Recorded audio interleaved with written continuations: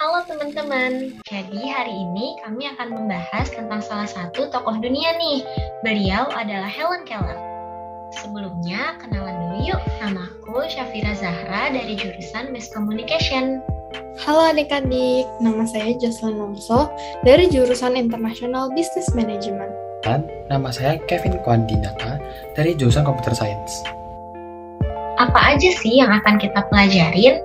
Jadi, topik pembahasan untuk materi kali ini, yang pertama tentunya ada penjelasan sedikit tentang siapa sih Helen Keller itu, kemudian dilanjut dengan biografi dari Helen Keller, selanjutnya pendidikan apa saja yang ditempuh olehnya, lalu disebutkan juga tentang kontribusi-kontribusi aktivitas politik yang pernah dilakukan, serta karya-karya yang dibuat oleh Helen Keller. Nah, teman-teman, materi yang nanti dijelaskan oleh kakak-kakak harus kalian perhatikan baik-baik nih, karena terakhir akan ada kuis yang harus kalian jawab. Pasti beberapa dari kalian masih ada yang bingung dan sedikit asing kan dengan nama Helen Keller. Jadi, sebelum masuk ke materi yang lebih jauh, biar aku jelasin sedikit ya tentang siapakah Helen Keller. Nah, bisa dilihat di sini sudah tertera foto dari Helen Keller. Ia adalah salah satu tokoh dunia perempuan yang memiliki keterbatasan dalam melihat dan mendengar atau disebutnya tunanetra dan tunarungu. Tapi, walaupun mempunyai kekurangan, beliau tidak putus asa loh dan menjadi seseorang yang sangat inspiratif. Karena dengan keterbatasannya tidak menghentikan dia untuk berkarya hingga bisa menjadi perempuan pertama yang berprofesi sebagai penulis, aktivis politik, dan dosen, serta pendidik yang mengajar khusus kepada orang buta dan tuli. Helen Keller lahir di Tuscumbia Barat, Alabama, Amerika Serikat pada 27 Juni 1880. Ayah Helen Keller bernama Arthur Keller merupakan seorang gubernur kolonial Virginia. Sementara, sang ibu Kate Adams Keller berasal dari keluarga Inggris terkemuka. Helen merupakan seorang difabel dari usianya yang ke-19 bulan. Ia menjadi buta dan tuli tanpa penyebab yang jelas, namun kemungkinan dikarenakan oleh rubella atau demam scarlet. Anne Mansfield mengajarkan bahasa isyarat kepada Helen Keller yang mengubah hidupnya. Melalui pengajaran yang diberikannya, Helen dapat berkomunikasi. Oke teman-teman, sekarang saya akan menjelaskan tentang pendidikan yang dijalani oleh Helen Keller. Pada mulanya, orang tua Keller disarankan untuk mengirimkan Keller ke tempat rehabilitas, tetapi mereka tidak mau. Mereka terinspirasi oleh sebuah catatan yang ditulis oleh Charles Dickens tentang pendidikan bagi wanita, tunarungu dan tunanetra. Maka, oleh saran Alexander Graham Bell, Helen dimasuki ke Institut Tunanetra Perkins. Pada tanggal 5 Maret 1887, Anne Mansfield Sullivan, yang merupakan alumni dari Institut Tunanetra Perkins, datang ke rumah Keller untuk mengajari dia bagaimana mengajar kata-kata menggunakan tangannya. Pada mulanya, dia kesusahan, bahkan dia membesarkan gelas miliknya sendiri. Beberapa bulan kemudian, Keller sudah bisa mengajar dan dia mulai ingin bisa berbicara. Sehingga Anne membawa dia ke Horace Mann School for the Deaf dan bertemu Sarah Fuller. Selain belajar berbicara, dia juga mengikuti mata pelajaran akademik reguler seperti matematika. Pada tahun 1896, Keller melanjutkan studinya ke Cambridge School for Young Ladies, di mana dia belajar menggunakan beberapa alat seperti mesin ketik, alat tulis Braille, dan juga belajar tentang sejarah Yunani, Roma, dan Amerika Serikat. Ia juga mempelajari banyak bahasa seperti Prancis dan Latin.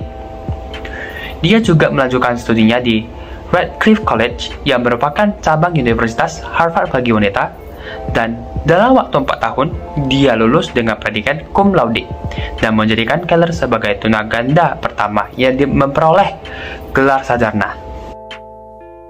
Teman-teman, sekarang kita masuk ke pembahasan tentang banyaknya kontribusi yang pernah dilakukan oleh Helen Keller.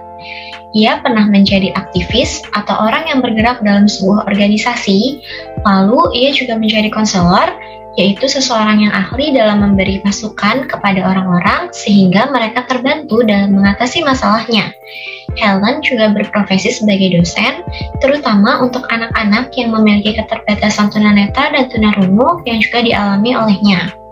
Dengan ditemani oleh gurunya yang bernama Anne Sullivan, Helen melakukan sebuah kunjungan kepada para tentara di sekeliling Eropa yang terlibat dan terkena dampak dari Perang Dunia ke-1. Sebagai seseorang yang berjiwa sosial, Helen melakukan perjalanannya ke lebih dari 40 negara dan memberikan pidato motivasi kepada tunarungu dan tunanetra agar mereka tidak putus asa serta berani untuk menghadapi segala tantangan yang timbul akibat keterbatasan yang mereka miliki. Nah, yang menarik, Helen Keller menjadi salah satu pendiri suatu organisasi dengan nama dirinya nih, yaitu Helen Keller International atau HKI. HKI ini adalah organisasi yang didirikan pada tahun 1915 dan berfokus pada pendidikan inklusi atau pendidikan yang memberikan kesempatan kepada semua peserta didik yang memiliki kelainan atau bakat istimewa untuk mengikuti pembelajaran di lingkungan pendidikan yang sama seperti siswa pada umumnya, tanpa harus dikhususkan kelasnya. HKI juga meneliti nutrisi, penglihatan, dan kesehatan. Organisasi ini tentunya masih ada dan berjalan sampai sekarang, serta menjadi warisan bagi Helen Keller sebagai seseorang yang peduli terhadap penyandang cacat dan tantangan di masyarakat. Ia juga membantu dalam pendirian American Civil Liberties Union pada tahun 1920 di New York. Organisasi ini memberikan perlindungan hak sipil terhadap penyalahgunaan kekuasaan oleh pemerintah dan membela kebebasan, serta hak setiap warga negara Amerika Serikat. Helen Keller disebut sebagai advokat atau pengacara untuk para penyandang disabilitas dan seorang sosialis yang mendukung pengendalian kelahiran loh. Pengendalian kelahiran itu artinya adalah cara yang digunakan untuk mencegah terjadinya kehamilan.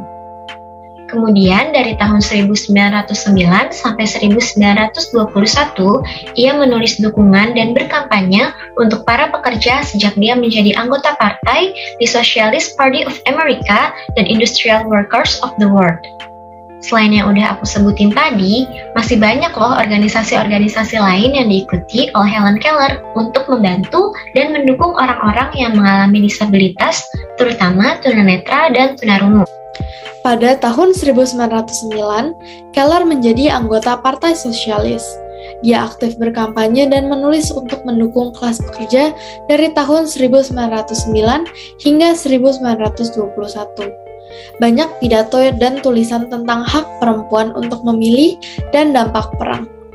Selain itu, Helen mendukung tujuan yang menentang intervensi militer. Ia menjalani terapi wicara agar suaranya lebih dipahami masyarakat.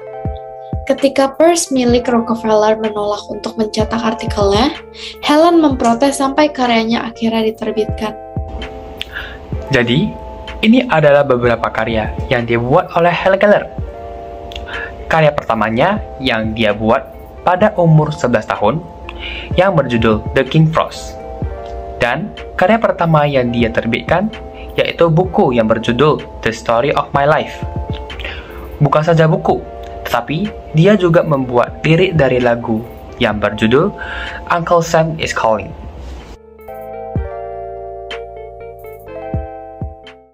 Oke teman-teman, sekarang saatnya kita kerjain kuis.